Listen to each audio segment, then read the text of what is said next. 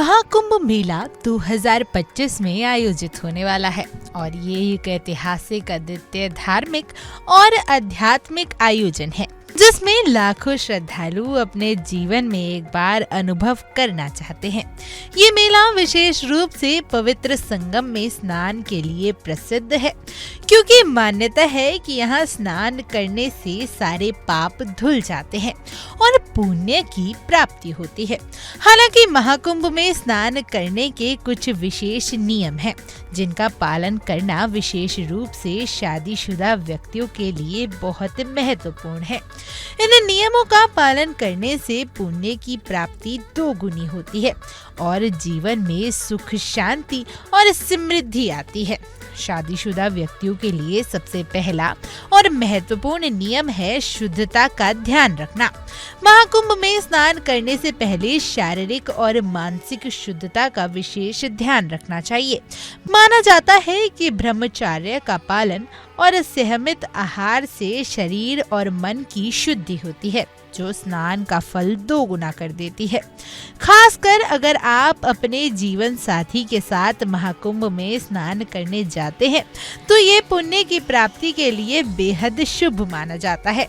जीवन साथी के साथ संगम में डुबकी लगाने से न केवल पुण्य बढ़ता है बल्कि दाम्पत्य जीवन में भी सुख, शांति बनी रहती है।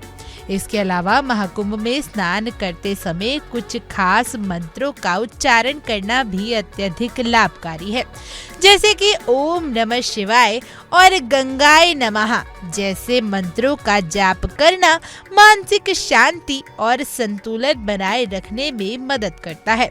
इसके साथ ही ये भी मान्यता है कि इन मंत्रों के जाप से पुण्य की प्राप्ति होती है और जीवन में सकारात्मक ऊर्जा का संचार होता है।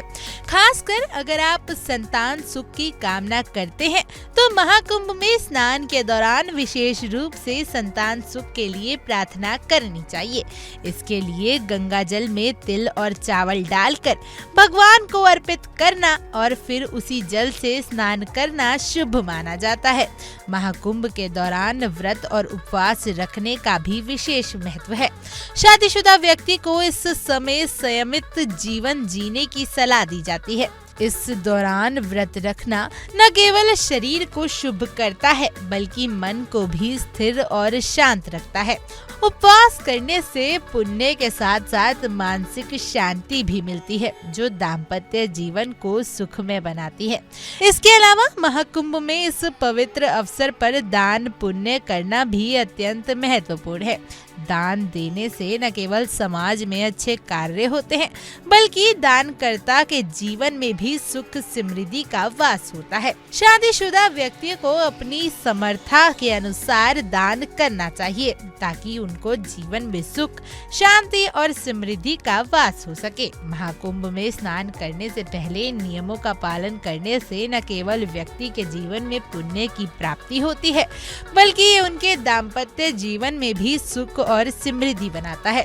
महाकुंभ का ये अद्भुत अवसर जीवन में एक नई ऊर्जा का संचार करता है और आध्यात्मिक उन्नति की ओर मार्गदर्शन कराता है। इसलिए अगर आप महाकुंभ में स्नान करने जा रहे हैं तो इन नियमों का पालन करके आप अपने जीवन को और भी बेहतर बना सकते हैं।